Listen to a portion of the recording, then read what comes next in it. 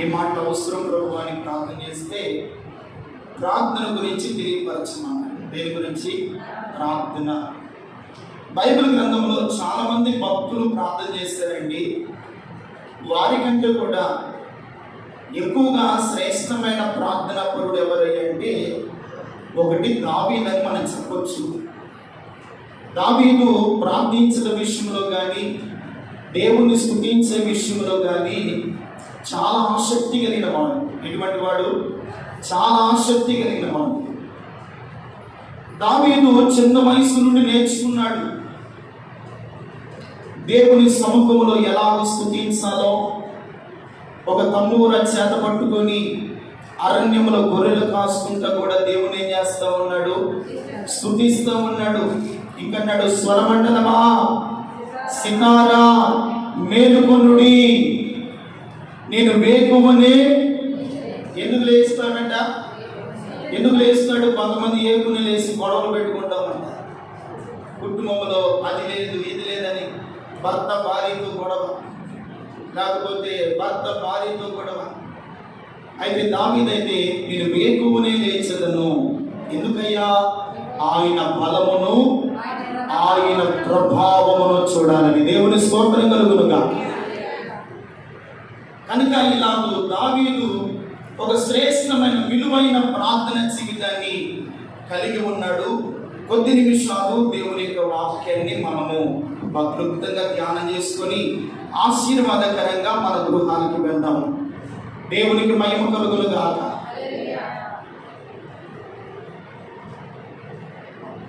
142వ కీర్తన, 142వ కీర్తన, 142వ కీర్తన మొదటి వాక్యాన్ని చదువుకున్నాను. నేను ఎలుగెత్తి యెహోవాకు మొరపెట్టుచున్నాను, ఎలుగెత్తి యెహోవాను బ్రతిమలాడుకొనుచున్నాను. బహు వినయముగా ఆయన సన్నిధిని నేను మొరపెట్టుకొనుచున్నాను. నాకు కలిగిన బాధను ఆయన సన్నిధిని తెలియ చెప్పుకొనుచున్నాను. మరొకసారి ప్రార్థన చేసుకున్నాము. అందరు కూడా కళ్ళు మూసుకొని, ప్రభువా మీ దాసుని ద్వారా మాతో మీరేమి మాట్లాడబోతున్నారు? ఆత్మదేవుడా నిలబడిన నీ సేవకుడు బలహీనుడు ప్రభువా, మీ దాసుని ముఖాంతరముల నుండి మీరు మాతో మాట్లాడండి. మా జీవితాలు మరొకసారి నీ వాక్యపు వెలుగు చేత మా జీవితాలన్నీ ప్రభావితం చెందినట్లుగా నీ కృపను అనుగ్రహించండి అని ఒక చిన్న ప్రార్థన మన హృదయంలో ప్రార్థన చేసుకుంటాం. పరిశుద్ధుడైన తండ్రి, మహోన్నతుడా, చదివిన వాక్య భాగాన్ని దీవించండి. కొద్ది నిమిషాలు మీరు మాతో మాట్లాడండి. నీ వాక్యము మీద ఆసక్తి కలిగి నీ మాటలను శ్రద్ధతో ఆలకించే కృపను నీ బిడ్డలకు దయచేయండి. ప్రతి విధమైన ఆటంకాలు దయపరచండి. అల్పుడనైనా మీ సేవకునైనా మరుగు చేసి నీ బిడ్డలతో మీరు మాట్లాడి మీ నామానికి మహిమ తెచ్చుకోమని, దూరాన సమీపాన ఉండి అందరినీ మాటలు ఆలకిస్తున్నారో అట్టి వారితో కూడా మీరు మాట్లాడి మహిమ పొందుకోమని యేసు పరిశుద్ధ నామములో ప్రార్థించి వేడుకొనుచున్నాము తండ్రి.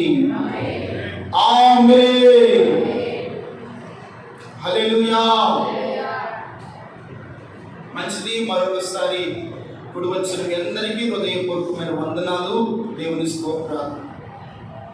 మనం చదువుకున్నటువంటి లేఖన భాగము ఎన్నో సందర్భాల్లో మనం విన్న వాక్యమైన దానిలో ఉన్నటువంటి కొన్ని ప్రాముఖ్యమైన విషయాలు ఆత్మదేవుడు ఏ సమయంలోనైనా తెలిసిన మాట అయినా ఒక ప్రత్యేకమైన కోణంలో పరిశుద్ధాత్మదేవుడు ఏ రోజుకు ఆ రోజు మాట్లాడుతూనే ఉంటాడు. దేవుని స్తోత్రం కలుగునుగాక. అనేక మంది సేవకుల ద్వారా అనేక సందర్భాల్లో పరిశుద్ధాత్మదేవుడు తన బిడ్డలకు అవసరమైనటువంటి వాక్యాన్ని ఈ కడవరి కాలమందు దేవుడు తన బిడ్డలతో మాట్లాడడానికి ప్రభు ఇష్టపడుతూ ఉన్నాడు. అయితే ఈ రోజున మనం చదివినటువంటి వాక్య భాగంలో దావీదు చేసిన విలువైన ప్రార్థన ఏమిటంట? దావీదు చేసిన చాలా విలువైన ప్రార్థన. ఇది మనులు మాణిక్యాముల కంటే కూడా, వెండి బంగారముల కంటే కూడా చాలా విలువైన ప్రార్థన దావీదు చేస్తూ ఉన్నాడు. ఈ లోకంలో కొన్నిటిని మనం విలువగా ఎంచుకుంటాం, అవునా కదండి? బంగారాన్ని ఎలా ఎంచుతాము? విలువైనదిగా. ఇక కొన్ని వస్తువులను మనం విలువగా ఎంచుకుంటా ఉంటాం. వీటన్నిటికంటే కూడా విలువైనది, శ్రేష్టమైనది ఆయన సన్నిధిలో చేసే ప్రార్థన. దేవునికి మహిమ కలుగును గాక. దావీదు ఏ సందర్భంలో ఉండి ప్రార్థన చేస్తా ఉన్నాడయ్యా అంటే, గృహలో ఉండి ప్రార్థన చేస్తా ఉన్నాడు. ఎక్కడో ఉందంట? గృహలో ఉన్నప్పుడు దావీదు చేసిన ప్రార్థన. ఏ గృహండి? గృహలో ఉండి దావీదు ప్రార్థన చేయడానికి గల కారణం ఏమిటి? జాగ్రత్తగా మనం వింటే, రాజైన సౌలు ఉన్నాడు. ఎవరండి? రాజైన సౌలు ఉన్నాడు. ఇప్పుడు సౌలు రాజు దావీదు మీద పగబట్టాడు. దావీదు ఎటువంటి వాడు అంటే, దేవుని యందు భయభక్తులు కలిగిన వాడు, దేవునికి ప్రార్థన చేస్తున్న వ్యక్తి, అనుదినము దేవుని స్తుతించేవాడు. దావీదు అన్నాడు, దావీదు శక్తి కలిగిన వాడే, యుద్ధం ఏర్పడే, సౌలు రాజునైనా చంపివేయచ్చు. కానీ దావీదు యొక్క మనసు ఏమిటంటే, దేవుడు అభిషేకించిన వాడిని నేను ముట్టకూడదు. ఏమన్నాడు? దేవుడు అభిషేకించిన వాడిని నేను ముట్టకూడదు అని అనుకొని, దావీదు ఎవరికి చెప్పుకున్నా నా సమస్య తీరదు, నా కష్టముల నుండి నేను విడుదల పొందుకోలేను, నా బాధ నుండి నాకు నివారణ కలగదు. ఒక ఇంటి పక్కనోడు అనుకోండి, వాళ్ళ అనుభవం తీసుకొని వెళ్ళి మాట్లాడించి సమాధాన పడవచ్చు. ఒకవేళ ఆ ఊరిలో ఉన్నటువంటి ఒక వ్యక్తి శత్రువు అయితే, ఆ దేశాన్ని పరిపాలిస్తున్న రాజును తీసుకొని వెళ్ళి సమాధాన పడవచ్చు. ఇప్పుడు వైర్యము ఎవరెవరికి? దావీదునకు, రాజుకి. మరి రాజుకి వ్యతిరేకంగా మాట్లాడితే ఏమన్నా? సైనికుడు గాని, చివరికి సౌలు రాజు కుమారుడని యోనాతాను గాని తండ్రికి చెప్పి దావీదును విడిపించలేరు. ఇలాంటి కష్టకాలములో దావీదు ఎవరికి చెప్పుకోకుండా ఒక గృహలోనికి వెళ్ళి దావీదు దేవుని సముఖములో వెలుగెత్తి ప్రార్థన చేస్తూ ఉన్నాడు. దేవునికి మహిమ కలుగును గాక. కొన్ని సందర్భాల్లో కూడా మనకున్న కష్టాన్ని బట్టి, బాధను బట్టి ఎవరికైనా చెప్పుకుంటే ఏమనుకుంటారో, వారు ఏ విధంగా అర్థం చేసుకుంటారేమోనని మన ఇంట్లోనే కొన్ని సందర్భాల్లో మనకు కలిగిన బాధను బట్టి తలుపేసుకుని మనం ఏం చేస్తాము? ఏడుస్తాం, ప్రలాపిస్తాం. ఎవరిని చెప్పుకుంటే ఎవరు తీరుస్తారో, ఒకవేళ స్నేహితులకు చెప్పుకుంటే వారి మధ్య మనం తక్కువైపోతామేమో, ఒకవేళ బంధువులకు చెప్పుకుంటే మనం ఎగతాళి చేస్తామేమో అని మానసికంగా మనం ఏం చేస్తామంటే కృంగిపోతాము. అలాంటి సమయంలో దావీదు చేసిన పని ఏమిటంటే, గృహలోనికి వెళ్ళి విలువైన ప్రార్థన చేశాడండి. చదువుకున్న చూడండి, మొదటి వచనంలో, నేను వెలుగెత్తి యెహోవాకు మొరపెట్టుకొనుచున్నాను, వెలుగెత్తి యెహోవాను బ్రతిమలాడుకొనుచున్నాను, బహు వినయముగా ఆయన సన్నిధిలో నేను మొరపెట్టుకొనుచున్నాను. దేవునికి మహిమ కలుగును గాక. ఎలా ప్రార్థన చేస్తున్నాడంట? ఎలుగెత్తి అంటే నోరంత తెరిసి. కొంతమంది మందిరానికి వస్తారా, ప్రార్థన చేయండి అంటే నోట్లో నుండి ఏమి రాదు, మాటలు రావు. ఏదైనా లోక సంబంధమైన మాటలు మాట్లాడమను, ఎంత యమారమైన దిగేది లేదు. చివరికి దోమలు కొడుతున్నా, కాలు నొప్పులు వస్తున్నా అలాగే నిలబడి గంటల తరబడి మాట్లాడతాము, కానీ దేవుని సన్నిధిలో నోరు తెరిసి చేయరు, ప్రార్థన చేయరు. దావీదు ఎలుగెత్తి యెహోవాకు మొరపెట్టుకొనుచున్నాడు. దేవుని స్తోత్రం కలుగును గాక. ఈ దినమున దేవుని మందిరానికి వచ్చిన దేవుని బిడ్డ, నీ జీవితంలో తీరని కష్టమైన, తీరని సమస్యలు ఏమున్నా, నీకున్నటువంటి పరిస్థితులు ఎటువంటివైనా నాకు తెలియదు, దేవుని సముఖములో దావీదు వలె మనం ఎలుగెత్తి నోరు తెరిచి ప్రార్థన చేయగలిగితే నిశ్చయముగా ఆకాశమందలి దేవుడు మన ప్రార్థనను, మన మొర్రను దేవుడు ఆలకించునుగాక. ఎలుగెత్తి దేవుని సన్నిధిలో ఏం చేయాలి? ప్రార్థన చేయాలి. అందుకనే దేవుని వాక్యం అంటుంది, నీ నోరు బాగుగా, నోరు కనుక దేవుడు దాన్ని నింపాలి అంటే నోరు ఏం చేయాలి? బాగుగా తెరవాలి. మందిరానికి వచ్చి నోరు మూసుకునడం కాదు, దేవుని స్తుతించడం, దేవుని సన్నిధిలో ఎలుగెత్తి ప్రార్థన చేయడం, నీ విన్నపము దేవునికి తెలియచేయడం, దేవుని సన్నిధిలో మొరపెట్టడం, అది మనకు ఆశీర్వాదం. ఈరోజు నా దేవుని బిడ్డలారా, దేవుని సన్నిధిలో ఎలుగెత్తి ప్రార్థన చేయడం మనం నేర్చుకోవాలి. అందుకని దావీదు అంటాడు, 3వ కీర్తన 4వ వాక్యంలో కూడా అంటాడు,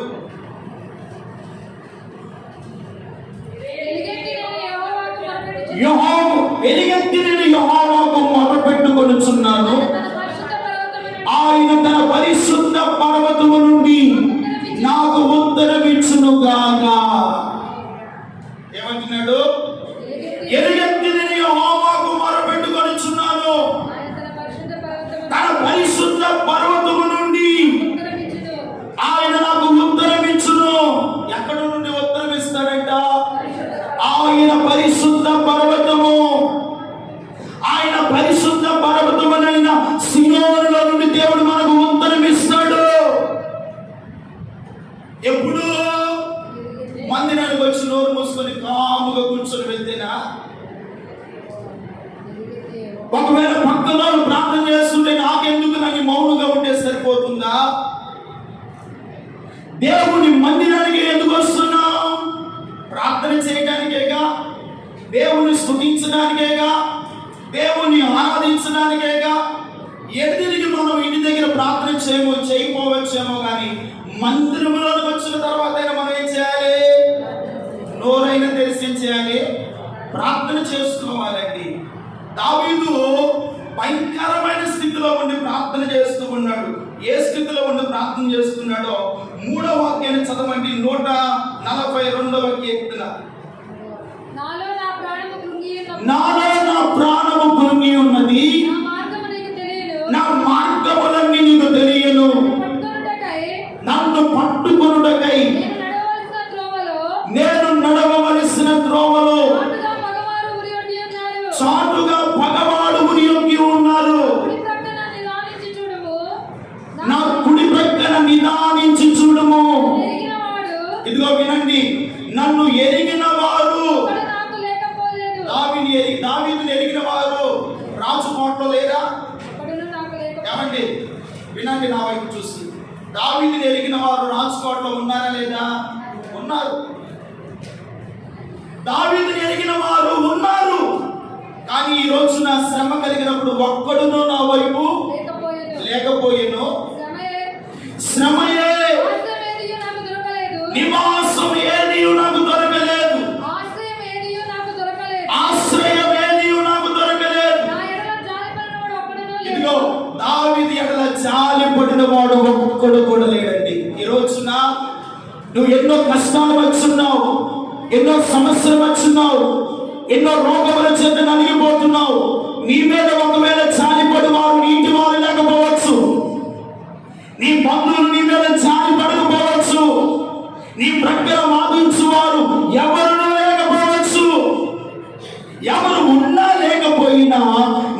పక్షమున నిలబడి నిదానించి మనల్ని చూస్తున్న దేవుడు, ఆకాశమందుల దేవుడు, ఆయన పేరే నజరేయుడైన యేసు. హల్లెలూయా. ఈరోజు నీ పక్షమున ఎవరు లేరని బాధపడవద్దు. ఈ సమస్యలో ఎవరు నన్ను విడిపిస్తారేమో దిగులు చెందవద్దు. నీవు నేను చేయవలసింది ఒకటే, దావీదు వలె ఎలుగెత్తి యెహోవాకు మనం ఏం చేయాలంట? మొరపెట్టాలి. దేవుని బిడ్డలారా, ఒకవేళ ఈ అనుభవం నీకు లేకపోతే ఈ రోజు నుండి అయినా, అయ్యా నీ సన్నిధిలో నేను వెలుగెత్తి ప్రార్థన చేయడం నాకు నేర్పించండి, నీ సన్నిధిలో మొర్ర పెడుతూ నాకు నేర్పించండి, నా బాధను నీ సన్నిధిలో ఎలాగో తెలియచెప్పాలో నాకు నేర్పించండి, నీ పాదాలు నేను ఎలాగో ఆశ్రయించాలో నాకు నేర్పించండి, నీ వైపు నేను ఎలాగో చూడాలో నాకు నేర్పించండి. ఎరిగిన దేవుడు, ప్రియమైన వాళ్ళారా, నన్ను ఎరిగిన వాడు ఎందరో ఉన్నారు కానీ ఒక్కరు కూడా నా పక్షమున లేరు. ఈరోజు మనల్ని ఎరిగిన వారు చాలా మంది ఉన్నారు. ఒకవేళ నీ ఇంటి వారు నీ పక్షమున లేరా? నీకున్నటువంటి దుఃఖాన్ని బట్టి, నీకున్న శ్రమను బట్టి నిన్ను పట్టించుకోలేని స్థితిలో ఉన్నారా? ఆయనను కృంగిపోవద్దు, దిగులు పడవద్దు, బాధపడనక్కర్లేదు. దేవుని సన్నిధిలోనికి వెళ్ళి ఎలుగెత్తి యెహోవాకు నువ్వేం చేయాలంట? మొర్రపెట్టు. దేవునికి మహిమ కలుగునుగాక. మొరపెట్టనంట 3వ కీర్తనలో చదువుకున్నాం కదా, నేను ఎలుగెత్తి యెహోవాకు మొరపెట్టగా ఆయన తన పరిశుద్ధ పర్వతములో నుండి, ఎక్కడి నుండి అంట? ఆయన పరిశుద్ధ పర్వతము, ఆయన పరిశుద్ధమైన సన్నిధిలో నుండి నా దేవుడు, మీరు ప్రార్థన చేస్తూ ఉండగా, మొర పెడుతూ ఉండగా, దేవుని యొక్క మీ విన్నపములు తెలియచేస్తూ ఉండగా, నిశ్చయముగా ఆకాశమందుల దేవుడు తన పరిశుద్ధ పర్వతములో నుండి మన మధ్యలోకి దిగి వచ్చి మన ప్రార్థన ఆలకించునుగాక, మన అవసరతను ప్రభు తీర్చునుగాక, మన శ్రమ నుండి దేవుడు విడిపించునుగాక. ఎలుగెత్తి దేవునికి ఏం చేశాడట? ప్రార్థన చేశాడు. 77వ కీర్తన 1వ వచనాన్ని చదువుకుంటే, నేను ఎలుగెత్తి దేవునికి మొరపెట్టుకొనుచున్నాను, ఆయనకు నేను మనవి చేయుదును, దేవుడు నాకు చెవి యొక్కు వరకు. చూడండి చూడండి, ఆయన నా ప్రార్థనకు చెవి యొక్కు వరకు నేను ఎలుగెత్తి ప్రార్థన చేస్తూనే ఉంటాను. దేవునికి మహిమ కలుగునుగా. అంటే నా ప్రార్థన వినేంత వరకు నేను ఆయన సన్నిధిలో మనవి చేస్తూనే ఉంటాను, ప్రార్థన చేస్తూనే ఉంటాను, ఆయన పాదాలను ఆశ్రయిస్తూనే ఉంటానని దావీదు ఎవరి కంటపడకుండా ఒక భయంకరమైన గృహలోనికి వెళ్ళి, పూర్వ దినాల్లో అయితే కొన్ని పాడిపోయిన గృహాలు ఉంటాయి, కొండలో గృహాలు ఉంటాయి. ఇలాంటి గృహంలోనికి వెళ్ళి భక్తులు ఎందరో ప్రార్థన చేసేవారు. దావీదు కూడా ఒక గృహలోనికి వెళ్ళి ఏం చేస్తున్నాడు? ప్రార్థన చేస్తా ఉన్నాడు. ఎలుగెత్తి ఏడుస్తా ఉన్నాడు, అయ్యా నా పక్షమున ఎవరు లేరు, నా మీద జాలిపడువారు లేరు, ఈ పరిస్థితులను నన్ను విడిపించయ్యా అని దేవుని సన్నిధిలో ఎలుగెత్తి ప్రార్థన చేస్తూ ఉన్నాడు. ఈ 77వ కీర్తనలు అంటాడు కదా, ఆయన నా మనవి ఆలకించి అంతవరకు. దేవుని స్తోత్రం కలుగునుగాక. ఎప్పుడైనా నీ ప్రార్థన వినేంత వరకు దేవుని పాదాలు పట్టుకున్నావా? సమాధానం వచ్చే వరకు దేవుని వేడుకుంటున్నావా? నీ బాధ నుండి, నీ కష్టాల నుండి విడిపించేంత వరకు దేవుని పాదాలుగా నువ్వు పట్టుకోగలిగితే నిశ్చయముగా దావీదును విడిపించిన దేవుడు శ్రమలన్నిటిలో నుండి దేవుడు మనల్ని విడిపించునుగాక. విడిపిస్తాడు. మనల్ని విడిపించే దేవుడు తప్ప ఈ లోకములో ఏ నరుడు మనలను విడిపించలేడు, ఏ శక్తి మనలను కాపాడలేదు. దేవుని శక్తి మాత్రమే మనలను కాపాడగలుగుతుంది. దేవుని స్తోత్రం కలుగునుగాక. అంటే ఒకటి, ఎలుగెత్తి మనం ఏం చేయాలంట? ప్రార్థన చేయాలి. ఎలుగెత్తి ప్రార్థన చేస్తాడు కనుకనే దావీదును విడిపించాడు. అందుకనే 50వ కీర్తన 15వ వాక్యం అంటాడు, ఆపత్కాలమున నేను నీకు మొరపెట్టగా నీవు నన్ను విడిపించుదివి. దేవునికి మహిమ కలుగును గాక. ఎప్పుడు మొరపెట్టాడు? ఆపత్కాలమున నీవు నాకు మొర్రపెట్టగా నేను నిన్ను ఆపదే కదా. రాజు చంపాలనుకుంటున్నాడు కదా, రాజే శత్రువు అయిపోయాడు కదా. ఎవరికి చెప్పుకున్నా ఆ సమస్యలో రాజుతో మాట్లాడగలిగిన ధైర్యం ఎవరికి లేదు. కానీ దావీదు ఎవ్వరితో చెప్పుకోకుండా ఒంటరిగా గృహలోనికి వెళ్ళి దేవునికి ఎలుగెత్తి ప్రార్థన చేస్తున్నాడు. ఎవరికి చెప్పుకున్న నా సమస్య తీరదని చెప్పుకునే ఆ దేవాది దేవునికి, ఆత్మైన దేవుడు, జీవమైన దేవుడు, ప్రార్థన ఆలకించే దేవుడు, ఆయన సన్నిధిలో ఎలుగెత్తి కన్నీరుతో ప్రార్థన చేస్తూ ఉన్నాడు. హల్లెలూయా. మనం కూడా ఏం చేయాలి? నీ కలిగిన ఆపదలో కానీ, కలిగిన రోగములో కానీ, కలిగిన ప్రతికూలమైన పరిస్థితుల్లో కానీ ఎవరి వైపు చూడకుండా ఆయన సన్నిధిలో మీరు ఎలుగెత్తి ప్రార్థన చేసే కృప దేవుడు మీకు ఇచ్చును గాక. రెండవది అదే అధ్యాయము 2వ వాక్యాన్ని చదువుకున్నాం. బహు వినయముగా ఆయన సన్నిధిలో మొర్ర పెట్టుకొనుచున్నాను. చూడండి ఎలాగో ప్రార్థన చేస్తున్నాడంట. బహు వినయముగా దేవుని సన్నిధిలో ఏం చేస్తాడంట?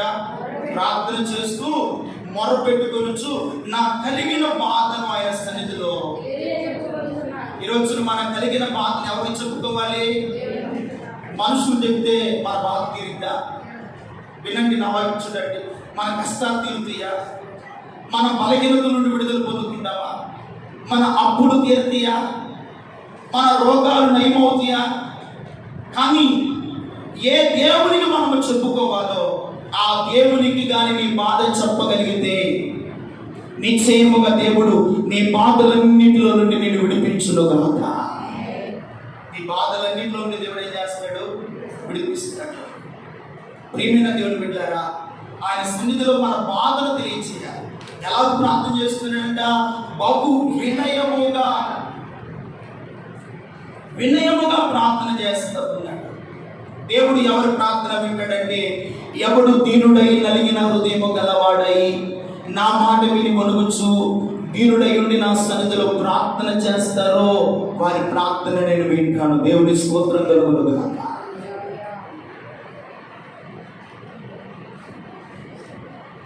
దావీదు పోట్లాడలేదు, రాజు మీదకు యుద్ధానికి వెళ్ళలేదు. ఒకవేళ దావీదు రమ్మంటే దావీదు పక్షున యుద్ధానికి వచ్చేవారు చాలా మంది ఉన్నారు. కానీ రాజు దేవుని చేత అభిషేకించబడిన వాడు అన్న ఒక ఉద్దేశంతో దావీదు మాత్రమే పారిపోయి గృహలోనికి వెళ్ళి దేవుని సన్నిధిలో ఎలుగెత్తి ప్రార్థన చేస్తున్నాడు. రెండవదిగా బహు వినయముగా ఆయన సన్నిధిలో నేను మొరపెట్టుకొనుచున్నాను. ప్రార్థన చేస్తూ ఉన్నాడా? ఆ ప్రార్థన దేవుని సన్నిధిని ఎలాగ చేస్తున్నాడంటే ఒక ప్రవాహము వలె ప్రార్థన చేస్తూ ఉన్నాడు. దేవుని స్తోత్రం కలుగును గాక. ప్రవాహం అనేది ఎలాగ వచ్చింది? చిన్నగా వచ్చిందండి. లేదే ఎదుగునున్నటువంటి వాటర్ ఎలాగ వస్తాయి అంటే చాలా స్పీడ్గా ప్రవాహం వలె వస్తాయి.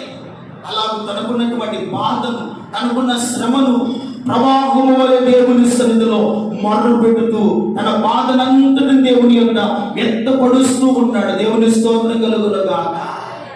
ఈ రోజున నీకున్న సమస్య ఏదైనా, నీకున్న కష్టం ఎటువంటిదైనా, నీ బలహీనత ఎంత భయంకరమైనదైనా భయపడనక్కర్లేదు, దిగులు చెందనక్కర్లేదు. నీవు ప్రార్థన చేస్తున్న దేవుడు ఆయన ఆకాశమందున్నాడు, నీవు భూమి మీద ఉన్నావు. నిశ్చయముగా ఆయన నరులను పరిశీలించువాడు. ఎవడు దీనుడై నలిగిన హృదయము గలవాడై నా వైపు చూసి ప్రార్థన చేస్తాడు, వారి ప్రార్థన నేను వింటాను. హల్లెలూయా. వారి ప్రార్థన వింటాడు. దావీదు వణుకుతూ ఉన్నాడు, దీనుడై ఉన్నాడు, బహు వినయముగా ప్రార్థన చేస్తూ ఉన్నాడు. కనుకనే దావీదు దేవుడు దాటి వెళ్ళలేదు. దేవుని స్తోత్రం కలుగును గాక. చూడండి 18వ కీర్తన 4వ వాక్యాన్ని చదువుకుంటే 18వ కీర్తన 4వ వచనం, మరణ పాశములను చుట్టుకొని ఉన్నను, భక్తిహీనుడు వరద వలె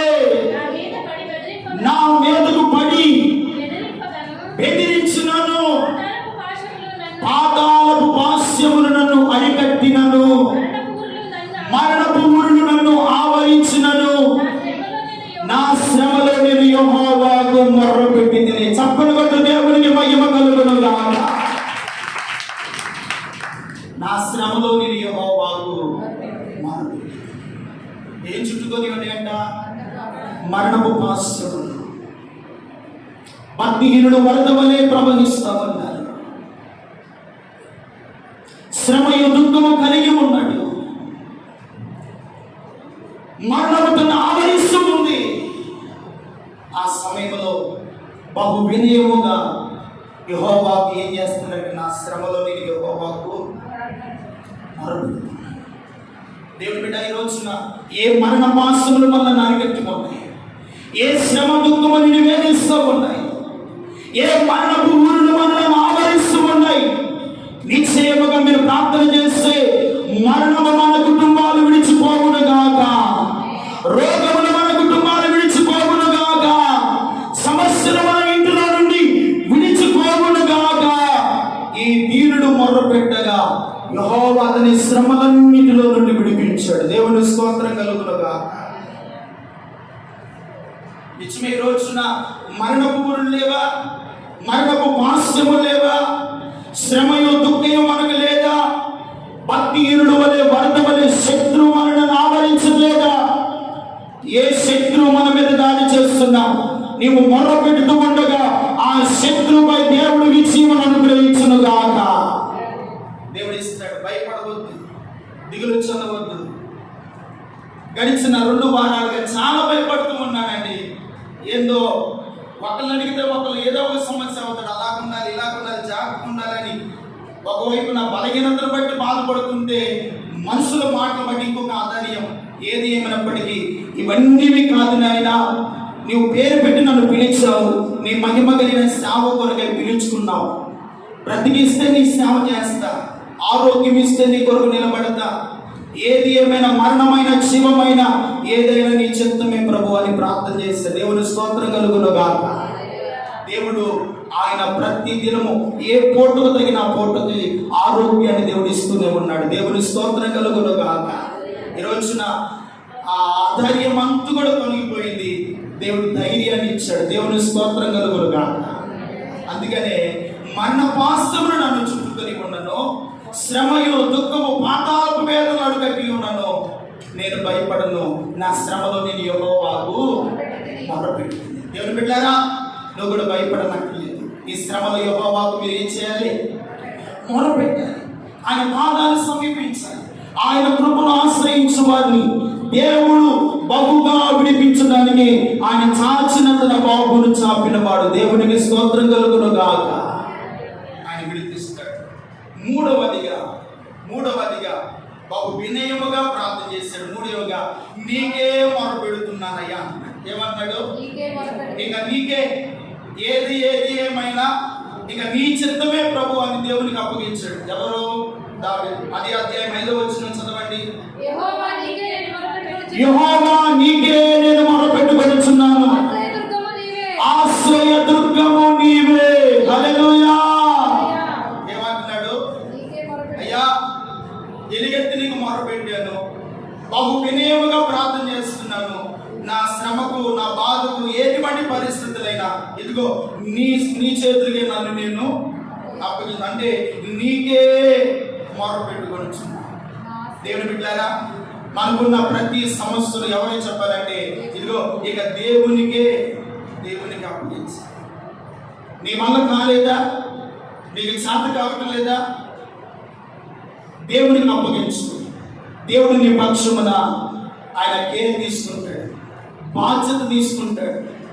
నా కుమారుడు ఈ పరిస్థితిలో ఉన్నాడు, నా కుమార్తె ఈ సమస్యలతో ఉంది, నా కుమార్తె నా ఎవరి బిడ్డ ఈ పరిస్థితిలో ఉన్నారు, వారిని విడిపించాలి, వారిని కాపాడాలి, వారు నా చేతికి వారికి వారే నాకు అప్పగించుకున్నారని నీ మీద దేవుడు శ్రద్ధను తీసుకుంటాడు. దేవుని స్తోత్రం కలుగును గాక. ఒకవేళ మనుషులు శ్రద్ధను తీసుకుంటారు, అది కొంత వరకే. దేవుని కానీ శ్రద్ధ తీసుకుంటే నిశ్చయముగా అది ఎంత గడ్డుకరమైన పరిస్థితి అయినా, ఎంతకు వేదనకరమైన స్థితి అయినా ఆయన ఒక్క క్షణంలోనే పరిస్థితులన్నీ తారుమారు చేయగలిగిన దేవుడు. హల్లెలూయా. ఒక క్షణంలోనే పరిస్థితులన్నీ మార్చగలిగిన వాడు. అందుకని అంటాడు కదా 5వ వచనంలో, యెహోవా నీకే మొరపెట్టుకొనుచున్నాను, నీకే.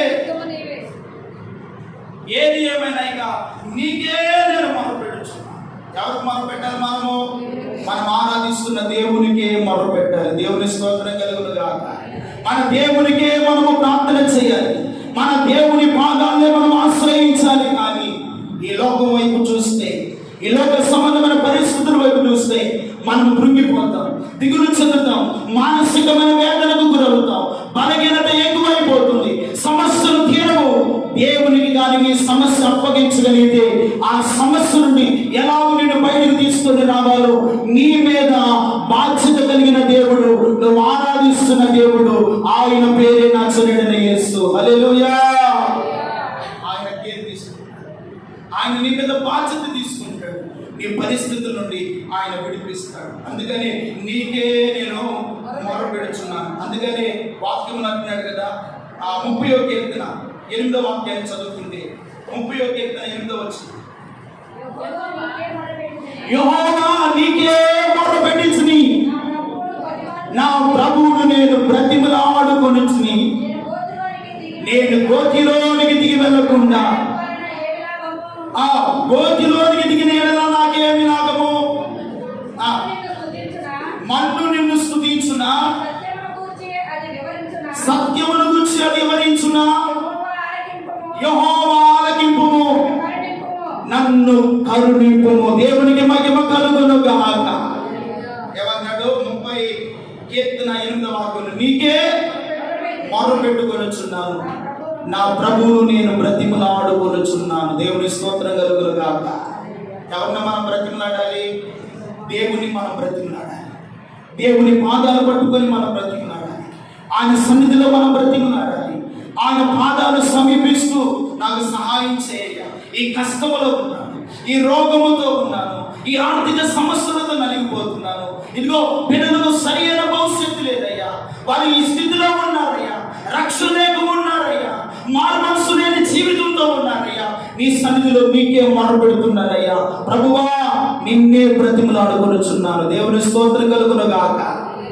రాత్రి దేవుని బ్రతిమలాడాలి. ఈరోజున దేవుని బ్రతిమలాడటం మనం నేర్చుకోవాలి. దేవుని బ్రతిమలాడుకున్న వారిని దేవుడు దాటి వెళ్ళలేదండి. దేవుని స్తోత్రం కలుగును గాక. ఎవరినైనా దాటి వెళ్ళాడా? రక్తస్రావ రోగం కలిగిన స్త్రీ వచ్చింది, ఆయన సన్నిధిలో బ్రతిమలాడింది, సహాయం తీసుకుంది. కానాను స్త్రీ వచ్చింది, అయ్యా నా కుమార్తె చనిపోవడం సిద్ధంగా ఉంది, దయ్యం పట్టి ఆలాడుతూ ఉంది, ఆమెను దాటి వెళ్ళలేదు, దేవుడు దయ చూపించాడు. యాయిరు కుమార్తె కూడా చనిపోయిన స్థితిలో ఉంది, ఆయన ఇంటికి వెళ్ళి బ్రతిమలాడుకున్నాడు. దేవుడు రాకుండా ఉన్నాడా? ఆయన బ్రతిమలాడుకుంటే ఆయన మన మధ్యలోనికి వస్తాడు. దేవుని స్తోత్రం కలుగును గాక. రాత్రి విలాప వాక్యములో చెప్పుకున్నాం కదా, యెహోవా నీకు మొరనిడిన దినమున నీవు నా యొద్దకు వచ్చితివి. దేవునికి స్తోత్రం కలుగును గాక.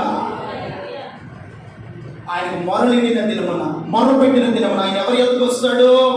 మన యొద్దకు వస్తే మనకున్న ప్రతి బాధలన్నింటిలో నుండి విడిపించి సమాధానం కలిగిన కృపను దేవుడు ఇస్తాడు. దేవునికి మహిమ కలుగును గాక. 4వదిగా అన్నాడు కదా, నీవే నా ఆశ్రయ దుర్గము. ఏమన్నాడండి? నీవే నా ఆశ్రయ దుర్గము. ఈరోజున మనకు ఆశ్రయ దుర్గము ప్రభువేనండి. ఒకటి, ఎలుగెత్తి ప్రార్థన చేశాడు. రెండవది, బాబు వినయముగా ప్రార్థన చేశాడు. మూడవది, నీకే మొరపెడుతున్నాను. 4వదిగా, నీ ఆశ్రయ దుర్గము నీవే. ఎవరన్నాడు? నీవే నా ఆశ్రయ దుర్గము. 91వ కీర్తన 2వ వచనం, ఆయనే నాకు ఆశ్రయము, నా కోట, నేను నమ్ముకొని నా దేవుడు. చప్పట్లు కొడుతూ దేవుడికి మహిమ కలుగును గాక. ఏమంటాడు? నేను నమ్ముకున్న నా దేవుడు, ఆయనే నాకు ఆశ్రయ దుర్గము. ఈ రోజున మన కుటుంబాలకు దేవుడు ఆశ్రయ దుర్గముగా ఉండును గాక. ఆయన ఆధారముగా నిలుచును గాక. అంటున్నాడు కదా, యెహోవా నీవే నాకు ఆశ్రయము, నా ఎత్తైన కోటము నీవే, నిన్నే నేను నమ్ముకొని ఉన్నాను. దావీదు ఎవరిని నమ్ముకొని ఉన్నాడు? ఏ దేవుడును విడిపించగలిగిన వాడు, ఏ దేవుడు కాపాడగలిగిన వాడు, ఏ దేవుడు సన్నిధిలో నేను ఎలుగెత్తి ప్రార్థన చేస్తే నా భయంకరమైన స్థితి నుండి విడిపించగలిగిన వాడు, ఆ దేవుని ఎలా కలిగి ఉన్నాడంటే నాకు ఆశ్రయ దుర్గము నా దేవుడే. హల్లెలూయా. ఈరోజున మనకు ఆశ్రయ దుర్గము దేవుడేనండి. ఆయనే మనకు ఆధారం, ఆయనే మనకు చాలిన దేవుడు, ఆయన మనను కాపాడగలిగిన దేవుడు, ఆయన మనను రక్షించగలిగిన దేవుడు, ఆయన మన కుటుంబాలను క్షేమమును విశ్రమ చేయగలిగిన దేవుడు. ఎప్పుడయ్యా అంటే ఇదిగో అన్నాడు కదా, నీవే నా ఆశ్రయము, నిన్నే నేను నమ్ముకుని ఉన్నాను. ఈ రోజు మనం ఎవరు నమ్ముకున్నాం? మనుషులు నమ్ముకుంటే ఉపయోగం లేదండి. రాజులను ఆశ్రయిస్తే ఏ మేలు కలగదు. యెహోవాను నమ్మిన వారిని దేవుడు విడిచిపెట్టాడు. దేవుని స్తోత్రం కలుగును గాక.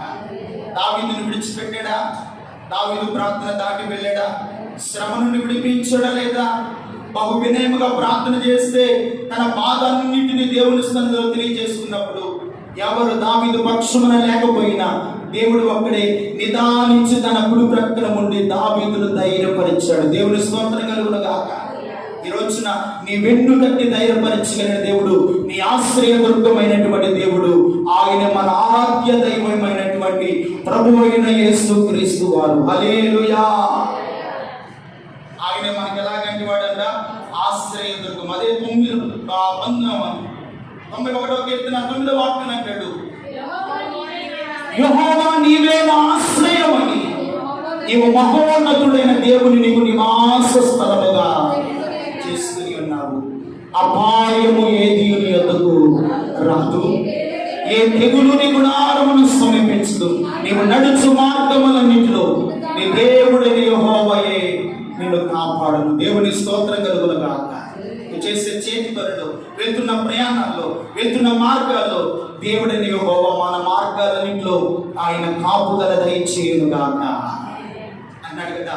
యెహోవా నీవే నా ఆశ్రయం, మహోన్నతుడైన దేవుని నివాస స్థలంగా కలిగి ఉంది. ఆ గృహలోనికి వెళ్ళాడు కదండి. ఆ మహోన్నతుడైన దేవుని ఆ గృహలోని నివాస స్థలంగా కలిగి, అయ్యా ఎలుగెత్తి నీకు మొరపెడుతున్నాను, బాబు వినయంగా ప్రార్థన చేస్తున్నాను, ఇదిగో నీకే మొరపెడుతున్నాను, నీవే నా ఆశ్రయ దుర్గమని ఆయన వైపు చూస్తాడండి. అందుకని మహోన్నతుడైన దేవుడు దావీదును విడిపించాడంట, దావీదును తప్పించాడంట, దావీదును వెన్నుతట్టి దేవుడు ధైర్యపరిచాడు.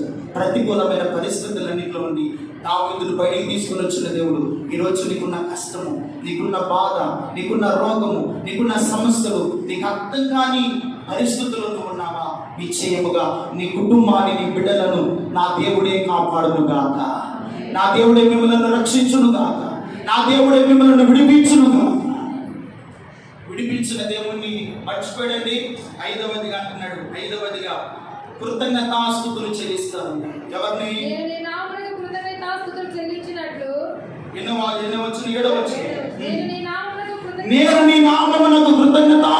చెల్లించినట్లు చెరసాలలో నుండి నా ప్రాణమును తప్పించుము. చెరసాల ఏంటంట? చెరసాల అంటే కష్టం అండి. చెరసాల అంటే జైలు. ఇంగ్లీష్ లో జైలు అంటారు, తెలుగులో చెరసాల. ఏమిటి? చెరసాల. దావీదు ఇప్పుడు ఎక్కడ ఉన్నాడు? చెరసాలలో ఉన్నాడు. చెరసాల నుండి నీవు నా ప్రాణమును తప్పించుము. చాలు చాలు చాలు. ఇప్పుడు చెరసాలలో ఉన్నాడు, దేవునికి మొర్ర పెట్టాడు, దేవుడు విడిపించాడు. విడిపించిన దేవుడు మర్చిపోయాడా? అన్నాడు కదా, నీ నామమునకు నేను కృతజ్ఞతాస్తుతులు చెల్లించదును. ఎందుకయ్యా దావీదు దేవుని స్తుతిస్తున్నావంటే ఆయన చెరసాలలో నుండి నా ప్రాణమును ఆయన విడిపించాడు. చెరసాల నుండి విడిపించబడాలి అంటే ఒక వ్యక్తి సూటి సొంతం కావాలి, ఒక లాయర్ కావాలి, ఒక జడ్జి ఉంటాడు. వాడు సూటి సొంతం ద్వారా ఒకవేళ వాడు ఆ ముద్దాయి తప్పించుకొని పాడిపోతే వాడి స్థానంలో నేను బాధ్యత తీసుకుంటానని వాడి పక్షమున ఎవరో ఒకరు బాధ్యత కలిగిన వారు సంతకం పెడతారు. అప్పుడు వారికి బేలిస్తారు. ఇప్పుడు దావీదు పక్షమున ఉన్నవాడు ఎవరయ్యా అంటే గొప్ప దేవుడైన దేవుడు. హల్లెలూయా. ఆయనే జడ్జి, ఆయనే లాయరు, ఆయనే సూర్తి, ఆయన సమస్తము కనుక ఆయనే దావీదును చెరసాలనే శ్రమలలో నుండి దావీదును విడిపించాడు. కనుకనే దావీదు అన్నాడు, నీ నామమునకు నేను కృతజ్ఞతాస్తుతులు చెల్లించెదను. హల్లెలూయా. మనం విడిపించబడిన తర్వాత, తప్పించబడిన తర్వాత, కాపాడబడిన తర్వాత దేవునికి మనసారా మనం చెల్లించాలంట, కృతజ్ఞతాస్తుతులు చెల్లించాలి. అందుకని 57వ కీర్తన 8-9 వచనాలు చదువుకుంటే, 57వ కీర్తన 8-9 వచనాలు. నా ప్రాణమా మేలుకొనుము, స్వరమండలమా మేలుకొనుము, సితారా మేలుకొనుము, నేను వేకువనే లేచెదను. దేవునికి మహిమ కలుగును గాక. ఎందుకయ్యా వేకువనే లేస్తానంటే, నా శ్రమలో నేను ఎలుగెత్తి ప్రార్థన చేశా, బహు వినయముగానే సన్నిధిలో ప్రార్థన చేశా. నా పక్షమున నన్ను ఎరిగిన వారు చాలా మంది ఉన్నారు, కానీ ఎవరు కూడా నాతో లేరు. నాకు ఆశ్రయదుర్గం ఆయనే అని ఆయన పాదాలు సమీపించా. అందుకనే ఆయన నామమునకు ప్రతి ఏకును లేచి సితారా స్వరమండల మేలుకు అని ఆయన నామమును నేను స్తుతిస్తూ ఆయన నామానికి కృతజ్ఞతాస్తుతులు నేను చెల్లించదను. ఆ 10వ వచనాన్ని చదవండి. జనములలో నీకు కృతజ్ఞతాస్తుతులు చెల్లించదను, ప్రజలలో నిన్ను కీర్తించదను. చప్పుడు కట్టు దేవునికి మహిమ కలుగును గాక. కీర్తించిన దేవుని అంట జనములలో దేవుని స్తుతిస్తున్నాడు, ప్రజలలో దేవుని స్తుతిస్తున్నాడు, వేకువనే లేస్తున్నాడు. ఆయన లేవటంతో పాటు ఇన్స్ట్రుమెంట్ కూడా సితారా స్వరమండలమా మీరు కూడా మేలుకొని దేవుని మీరు స్తుతించుడి. హల్లెలూయా. ఈ రోజున ఆకాశ పక్షులు ఉదయాన్నే లేచి దేవుని చేస్తున్నాయి, మనం స్తుతించగలుగుతున్నామా? వేకువనే లేచి అనుభవం ఉందా? అసలుకి ప్రార్థించే అనుభవం ఉందా? నీవు లేవగానే నువ్వు పనుకున్న మంచం దగ్గర మోకరించి ఆయన సన్నిధిలో 2 చేతులు ఎత్తి ప్రార్థన చేయండి. ఆ దినము కావలసిన కృపయు, క్షేమము, జీవము, ఊపిరి, ఆయువు, బలము, శక్తి నా దేవుడు మీకు అనుగ్రహించును గాక. అన్ని ఇస్తాడయ్యా. అందుకని వేకువనే నేను వెతికేదా. 116వ కీర్తన 7-8 వచ్చిన 116. నా ప్రాణమా యెహోవా నీకు క్షేమమును విస్తరింపజేసి ఉన్నాడు, తిరిగి నీవు విశ్రాంతిలో ప్రవేశించదవు. ఎక్కడ నుండంట? మరణము నుండి నా ప్రాణమును, కన్నీళ్లు విడవకుండా నా కన్నులను, జారి పడవకుండా నా పాదములను నీవు తప్పించి ఉన్నావు. సజీవులున్న దేశములో యెహోవా సన్నిధిని నేను కాలము గడుపుకొందును. దేవునికి మహిమ కలుగును గాక. ఎక్కడ కాలం గడుపుతాడంట? సజీవులున్న దేశంలో ఆ యెహోవా సన్నిధిని నేను కాలము గడుపుదును. దేవుని స్తోత్రం కలుగును గాక. ఆదివారం పూట ఆయన సన్నిధిలోనికి వచ్చి ఒక 2.5 గంటల ఆయన మందిరంలో కాలం గడిపితే, సజీవులున్న దేశంలో నేను యెహోవా సన్నిధిలో నేనేం పొందుకుంటాను? కాలం గడుపుతాను. ఆయన సన్నిధిలో కాలం గడుపుతాం, ఆయన సన్నిధిలో కూర్చోనటం, ఆయన మాటలు వినటం, ఆయన గురించిన ధ్యానము, ఆయన గురించిన కీర్తన, నా జీవదాత అయిన దేవుని గురించిన ధ్యానము నాకు సదాకాలము తోడై ఉన్నదని దావీదు అంటున్నాడు. దేవుని స్తోత్రం కలుగును గాక. అంత మాత్రమేనా? ఆయన నీకు క్షేమమును విస్తరింపజేస్తాడు.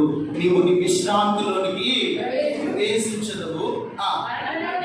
మరణము నుండి నా ప్రాణం. ఈ రోజున ఏ మరణము మనల్ని వేధిస్తూ ఉంటాం, ఏ బలహీనత మనల్ని అల్లాడిస్తూ ఉంటాం, ఏ మరణము వేదలు మనం పట్టి ఉన్నాయో, ఇదిగో కన్నీళ్లు విడవకుండా నీ కన్నులను, జారి పడకుండా నీ పాదములను తప్పించే దేవుడు ఉన్నాడండి, కాపాడే దేవుడు ఉన్నాడండి, విడిపించే దేవుడు ఉన్నాడండి. ఆయనకు మాత్రమే మనం మొరపెట్టాలి. అందుకని దావీదు చేసిన ప్రార్థన చాలా విలువైన ప్రార్థన అండి. అందుకని తన శ్రమలో వెలిగెత్తి నేను యెహోవాకు మొరపెట్టాను. ఒకటి, వెలిగెత్తి దేవునికి మొరపెట్టాను. రెండవది, బహు వినయముగా ప్రార్థించాను. మూడవది, నీకే మొరపెడుతున్నాను. నాలుగవదిగా, నా ఆశ్రయదుర్గము నీవే. ఐదవదిగా, చెరసాలలో నుండి నా ప్రాణం విడిపించావు కనుక నీకు కృతజ్ఞతాస్తుతులు చెల్లించాను. ఇదిగో మన అన్ని విషయాలు విడిపిస్తున్న దేవుడు, కాపాడుతున్న దేవుడు, రక్షిస్తున్న దేవుడు, మనల్ని బలపరుస్తున్న దేవుడు. ఆ దేవుని ఎల్లప్పుడూ కృతజ్ఞమై ఉండి ఆయన సన్నిధిలో ప్రార్థన చేస్తూ ఆయన కృపను ఆశ్రయిస్తూ ఆయన మహిమ కలిగిన కృప చేత సంగముగా మనమందరము కూడా నింపబడి ఆయన సన్నిధిలోకి వచ్చినప్పుడల్లా ఆయన సన్నిధిలో ప్రార్థన చేసేనంట, ఇదిగో కన్నీళ్లు విడవకుండా నీ కన్నులను చారి పడకుండా మన పాదములను తప్పించి సజీవులున్న దేశంలో, ఎవరున్న దేశంలోనంట? సజీవులున్న దేశంలో ఇదిగో మన కాలాన్ని సంతోషంగా, సమాధానకరంగా, ఆరోగ్యకరంగా గడుపుకునే కృప దేవుడి పూట మనందరికీ దయచేయునుగాక. అట్టి కృప పరిశుద్ధాత్మ దేవుడు దయచేసి ఈ మాటల చేత మనల్ని ఆదరించి బలపరిచి నడిపించునుగాక. ఆమేన్. ప్రార్థన చేసుకుందాం.